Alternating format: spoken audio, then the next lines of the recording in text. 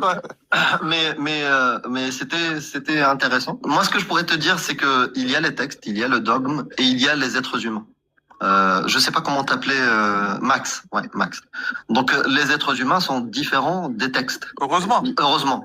Maintenant, si tu veux faire le focus sur qu'est-ce qui est problématique dans l'islam, moi j'aime pas les termes musulmans modérés, islamisme, les trucs comme ça. Il y a l'islam.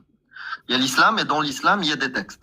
Dans ces textes-là, il y a des choses qui peuvent être dangereuses, comme par exemple l'islam sunnite avec les consensus des quatre écoles.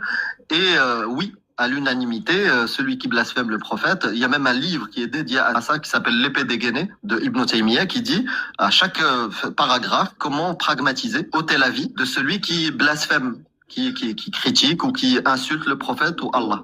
Et surtout le prophète. Maintenant, les êtres humains, les musulmans, ils sont différents les uns des autres. C'est pas un bloc monolithique et certains sont au courant de ces textes-là, les rejettent, d'autres ne sont même pas au courant et peuvent être choqués le jour où ils découvrent Man baddala dinahu faqtuluh, celui qui change sa religion, ôtez-lui la vie.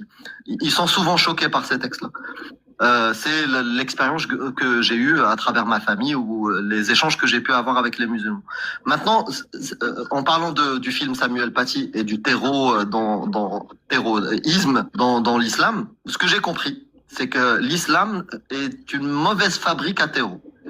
Si on considère vraiment les chiffres 1,8 milliard ou 2 milliards de musulmans, quel est le pourcentage des terreaux dedans? Il y en a pas, c'est un mini pourcentage. Et je conclus comme quoi l'islam est une mauvaise idéologie pour fabriquer des terreaux. Même s'il y en a, ils ont commis des choses atroces. Mais c'est une très très bonne fabrique à gens passifs, à des gens passifs face aux atrocités. Ils vont voir et ils vont pas condamner. Ils vont même découvrir les textes qui ont permis ce qui s'est passé pour Samuel Paty, Charlie Hebdo, Nice et autres. Et ils vont pas condamner les textes, la chose initiale qui a mené des gens vers cet acte-là. Ils vont crier au complot. La DGSI qui a fait un complot pour faire ça ou augmenter la haine du musulman ou je sais pas quoi, au lieu de reconnaître la réalité. La réalité, c'est qu'il y a, comme tu as dit, et t'étais juste, sur les quatre écoles et sur leur avis, au lieu de rejeter ces textes-là, par exemple, Biscotte, toi, je discute avec toi, t'as l'air quelqu'un d'intelligent et d'ouvert d'esprit et qui veut le vivre ensemble. Un hadith, par exemple, de ce type-là. Man baddala dinahu faqtuluh. Un hadith sahih de Bukhari qui dit, celui qui change sa religion, il faut lui ôter la vie. Pour toi, c'est de la merde. On est d'accord? Bien sûr, bien sûr.